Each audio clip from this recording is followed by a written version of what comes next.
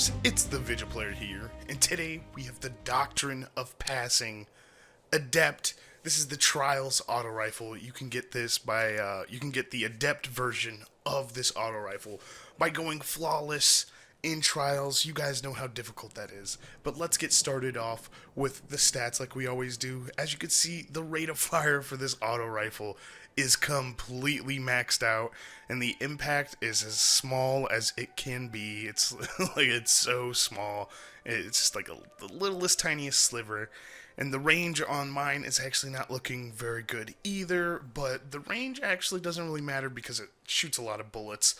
But the stability is actually pretty good. The reload is fast. This gun is just an interesting one, as you can see just by looking at the stats. It's very interesting. But let's get down with the perks. So since this is an adept version, it comes with the last resort. This weapon handles and reloads faster when the wielder is the last living player of their fire team. Definitely comes in handy in Trials. It's a Trials weapon, so it makes sense that the perk that they give you comes in handy in Trials. As for these scopes, I always say that you could just pick whatever you like, but I like to go with the newest, like the one at the bottom, which is really actually a new scope. I really like that one. It looks good. And let's get started off with the perks. The persistence. This is actually a really good perk. You can actually notice it happening. You see it. You see persistence working on this gun, unlike some other guns where you're just wondering, what happened with it. This gun, it actually works. And as for the middle perks, the optional ones, you can go with small bore if that's how you want to go. It gives you some more range and a little bit of stability, but you could also go with braced frame, which gives you a lot more stability and not a lot of range. For me, it really depends. I like to use both of them, but mainly the middle one, the one that gives you more range. I feel that one's a little bit better. And then there's counterbalance. This weapon has increased stability, and of course that doesn't even come up as a stat. When you're looking at the stats, it doesn't actually show you how much increased stability it has. But this gun definitely does have increased stability. It's probably one of the better perks that you're gonna get. At the end, that one could be different. So my counterbalance, it could not be counterbalance. It could be something else. But I'm happy I got counterbalance, because man, does this gun need stability.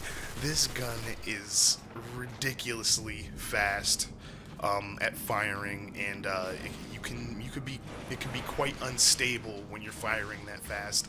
But let's get down to the question, is this gun good? And I'm going to have to say yes, this gun is very surprisingly good.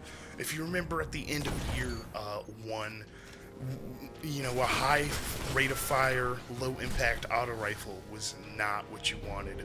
But honestly, year 2 with this gun in particular, not exactly sure about the other ones, but with this gun in particular, and the perks that I have on this one, I actually really like it. It melts through people. As long as you're getting in a couple of headshots and the body shots and all your bullets are connecting, this thing is an absolute melter. Especially when you're getting the headshots. If you can somehow manage to handle the recoil on this gun, it is absolutely a really good gun and definitely viable in Trials. I wouldn't say it's all pulse rifles in Trials. You can use this gun, and it does have a pretty quick time to kill, but like I said before, it's all about the stability of it. It's very hard to control. It definitely takes a lot of skill in order to control it, to get those really, really fast kills, but it's possible. It is definitely really possible. And I wouldn't even suggest, and I use the lowest amount of stability, so for this gameplay, I actually don't have max stability or whatever. I'm going with the range perk, small bore I believe, which gives you a little bit of stability and more range. I felt like range is actually pretty important, and since I had counterbalance on this gun, the stability seems pretty good. You guys can see, it definitely goes a little wonky at times, but man, it's fun. It's fun just playing around with this gun. At the very least, if you don't think this is the kind of gun you'd like, or if you already used it and you say, oh man, this gun sucks, it's definitely a fun gun at the very least. But anyways, you guys, that's going to be about it for me. Tell me what you guys think about the gun down below if you have it, or maybe you guys want it, or maybe some guy in the Crucible came through and like just destroyed you with it 100 times. Let me know about that in the comments down below, and leave a like and subscribe if you guys haven't already. But this has been the ViJaPlayer. Peace.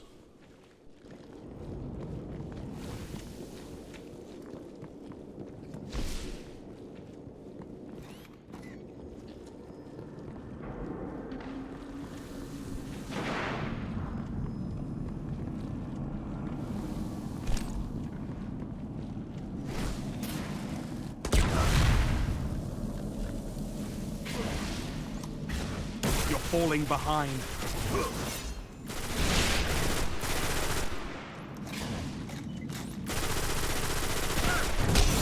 You're in the lead.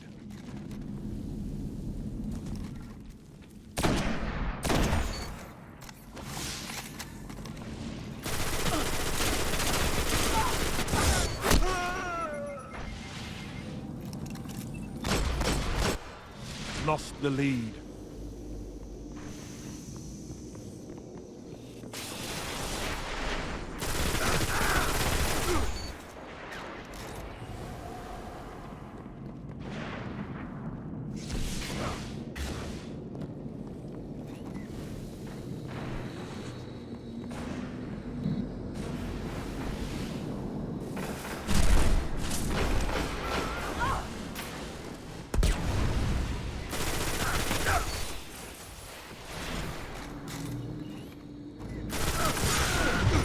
Gained the lead.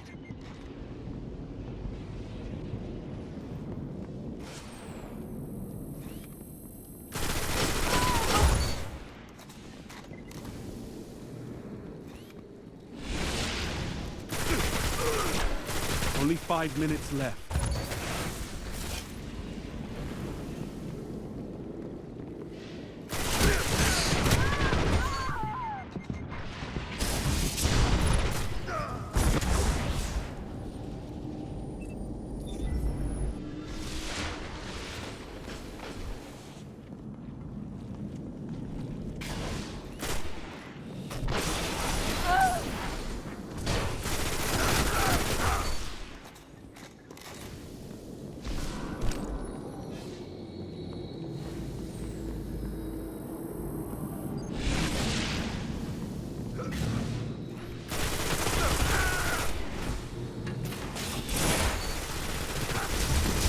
Double down. One final push and victory is yours. Heavy ammo inbound.